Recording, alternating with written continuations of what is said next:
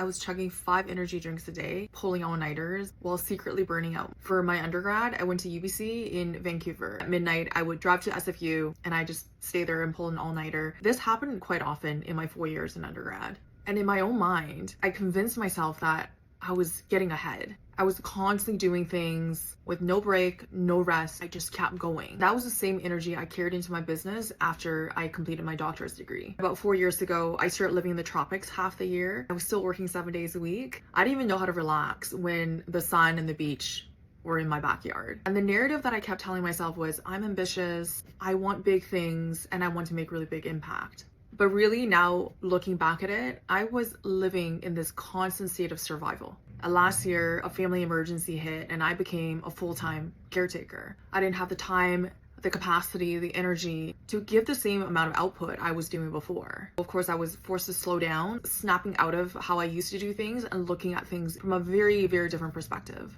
And that's when I realized I was living to work and I was living like I wasn't gonna have a real life ever. Burnout isn't always loud. It almost always builds slowly. It's like the frog in the boiling pot analogy. You don't notice the heat until it's too much. And that was me.